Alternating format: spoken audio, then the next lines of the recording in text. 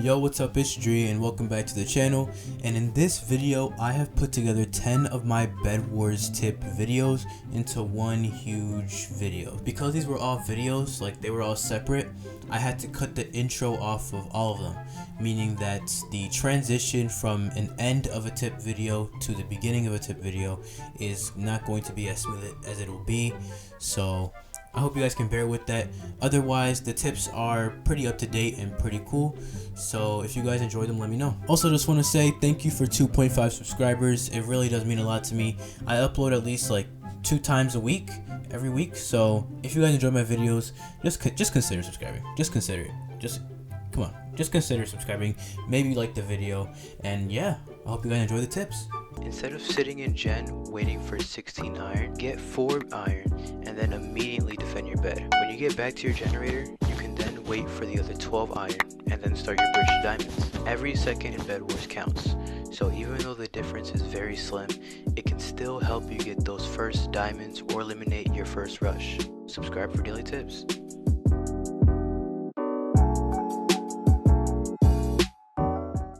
Use the Spectate feature to your advantage. You can get so much information in these 5 seconds of vision. From this death, I hold tab to see the list of players and then I start looking around. I can see that Aqua has bridged to mid, so I should go take them out after I finish my fight. Yellow will probably go for Aqua, which means I have time before needing to head to Aqua. Seeing that green doesn't have a bridge, I don't see his name in the tab list, and blue's at his base, it's safe to say that green's eliminated, which means that blue will start pushing other bases, which alerts me that I should finish my fight so he doesn't get to me next. The same thing has happened with gray and red, with gray eliminating red, only this time gray is next to me. So this means that they will go for me or blue. And in a later death here, I see that white is pushing me, so before I respawn, I'm already holding the W key to get to them as fast as I can. I hope you learned something. If one of the enemy teams has a big or annoying base, this is a good and fun way to secure their bed. Place TNT down, then behind you place 4 blast-proof glass like so. The blast from the TNT will give you little to no knockback, allowing you to easily break the bed. Hope you learned something.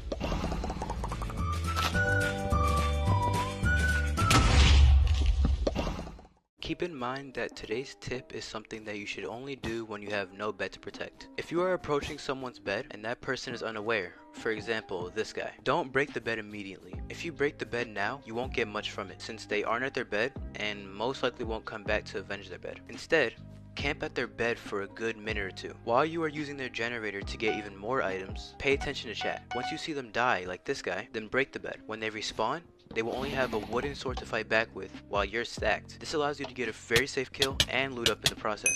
I hope you learned something. So your game begins and you start bridging, but do not bridge like this. Your bridge is one of the few defenses your bed has, and making it so that it only takes 1 or 2 blocks to get onto it is the last thing you want to do. This guy lost his bed because I was able to instantly run across it before he could even die to the void. Instead, go up 1 or 2 blocks when making your bridge. It may not look that different, but these extra seconds of block placing can save your bed so many times. And if you're decent at parkour, try to end your bridges with the parkour jump. This makes it even harder for your enemies to get to your base. Hope you learned something. If I asked you this question, what would you answer? Now you probably said one of the 3 potions, and while pots are useful in this game, people often forget about the other emerald items. Don't always buy pots. Really think about your situation, then purchase what needs to be purchased. Diamond swords with sharpness usually 4 hit someone with iron armor protection. So if you're good at PvP, pick up a diamond sword. Hope you learned something.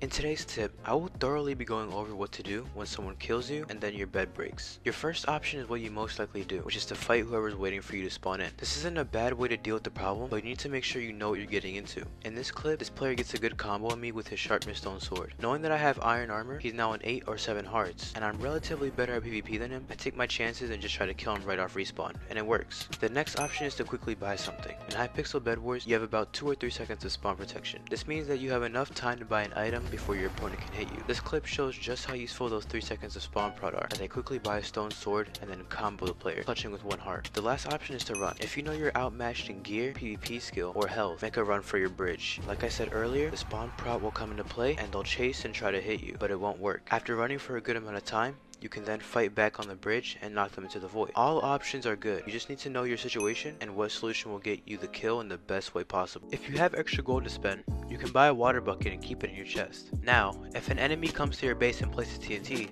you can place the water and the explosion will have no effect. And if they jump down, there will be water slowing them down, allowing you to get the kill. Or they'll give up, like this guy.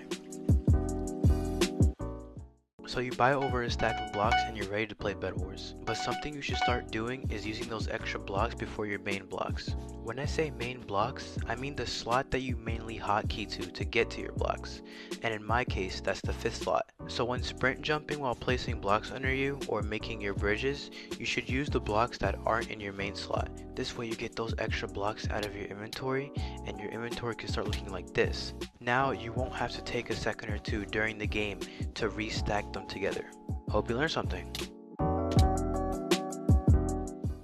Acting clueless in Bedwars is so much fun for me, and hopefully you can say the same too. When I say acting clueless, I mean faking out your enemy by looking in a different direction of where they're coming from, while being in third person watching them. This is very easy to master, with the only skill requirement being knowing when to turn around. Don't turn too early or they'll back away. And don't turn too late or they'll just kill you before you even get a hit in. This strat can be done multiple times in one game. Just make sure your enemy doesn't see you look at them or they'll see right through this. This works on pretty much everyone, high level or low level, since this isn't a Bedwars mechanic, it's just mind games. Due to this working on everyone, you shouldn't have a problem fooling someone once or twice in your games. I hope you use this tip as often as I do.